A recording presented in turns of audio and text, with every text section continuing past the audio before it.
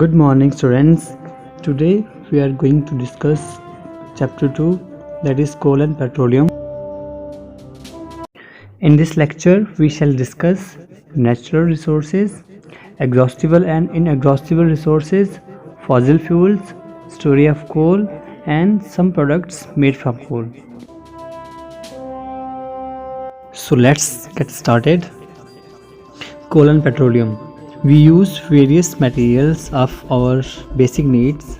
Some of them are natural and some are man-made. ठीक है, तो हम क्या करते हैं, हम बहुत सारे थिंग्स यूज़ करते हैं हमारी बेसिक नीड्स के लिए. उनमें से कुछ नेचुरल होते हैं और कुछ मैन-मेड होते हैं. ठीक है, first is natural resources. Those resources which are taken from nature are known as natural resources. ऐसे रिसोर्सेज जो हमें नेचर से मिलते हैं उनको हम क्या बोलेंगे, natural resources. Next is types of natural resources.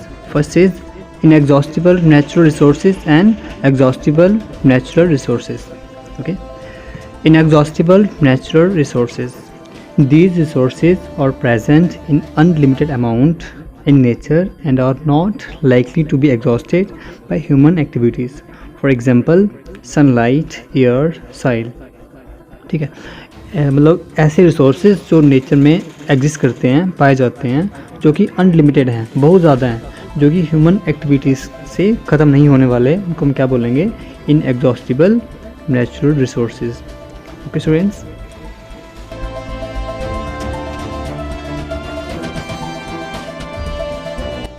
Next is exhaustible natural resources. They are in limited amount and can be exhausted by human activities, for example forest, minerals, coal etc.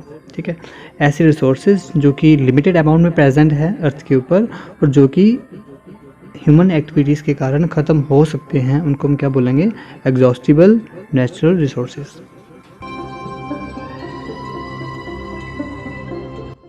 Next is fossil fuels. Some of the exhaustible natural resources like coal, petroleum etc. are formed by the dead remains of the living organisms. These kinds of resources are known as fossil fuels. ठीक है, मतलब कुछ exhaustible natural resources ऐसे होते हैं जैसे कोल, petroleum हो गया, जो कि dead remains of plants and animals से बने हैं, उनको हम क्या बोलते हैं, fossil fuels. Next is coal.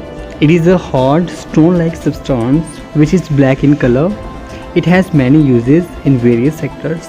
It was used as heat source to cook food, to produce steam, to run train and other engines, in thermal power plants to produce electricity. कोल क्या होता है, हार्ड स्टोन लाइक सब्सटेंस होता है जो कि black coloured होता है. ठीक है, तो इसके बहुत सारे यूजेस हैं डिफरेंट सेक्टर्स में. ठीक है, पहले क्या होता था, इसको हम खाना पकाने के लिए यूज़ करते थे. ठीक है, स्टीम इंजन कोल से ही रन करता था, कोल ही उसमें स्टीम प्रोड्यूस करता था, जैसे भी उसमें रन करता था, तो उसमें जो हीट प्रोड्यूस करता था वो कोल से होती थी. ठीक है, थर्मल पावर प्लांट्स में आज भी यूज़ करते हैं उसको हम इलेक्ट्रिसिटी प्रोड्यूस करने के लिए. और आयरन एंड स्टील इंडस्ट्री में, मतलब मेटल इंडस्ट्री में मेटल को पिघलाने के लिए भी इसका यूज़ करते हैं. ठीक है, ठीक है.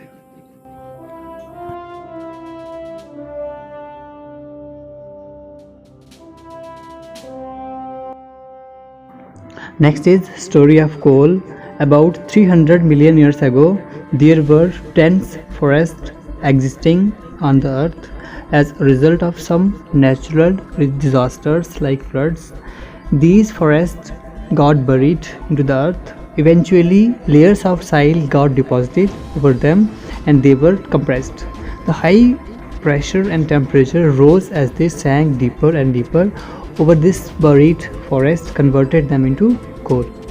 क्या हुआ, 300 मिलियन ईयर्स अगो क्या हुआ करता था, डेंस फॉरेस्ट हुए करते थे अर्थ के ऊपर. क्या हुआ, कुछ नेचुरल डिज़ास्टर्स की वजह से वो क्या हुआ, अर्थ की मतलब मिट्टी के अंदर दब गए.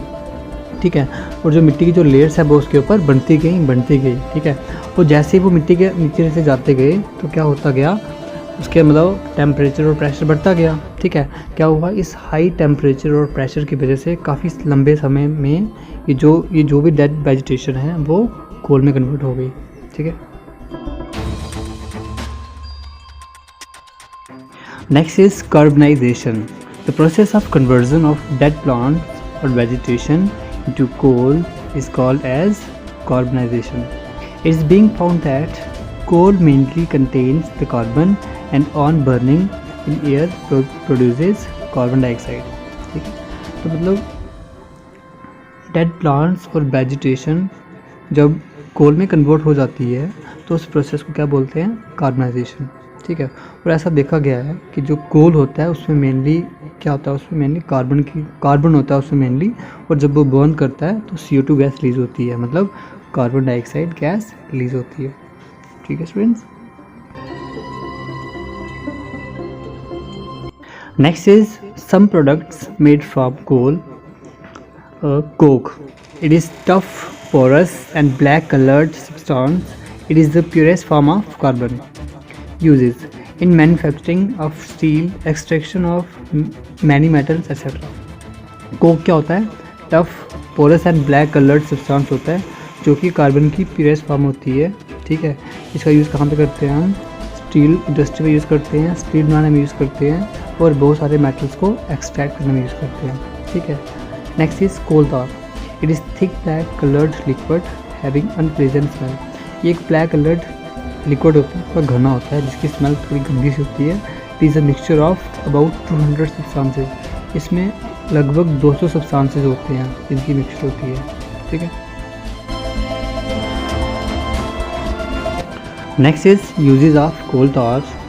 The byproducts obtained from coal tar are used in manufacturing of synthetic dyes, drugs, explosives, perfumes, etc.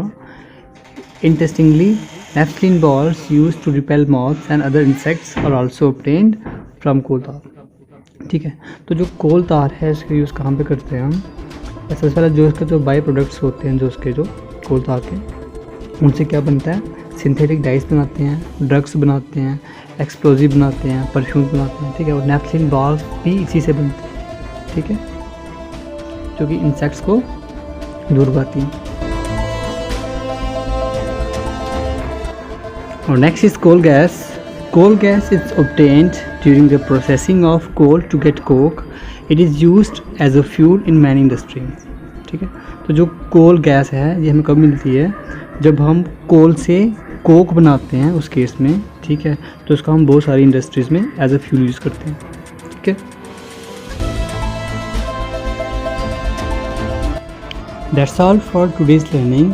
Students, we shall discuss the rest of this chapter in the subsequent video. Thank you students.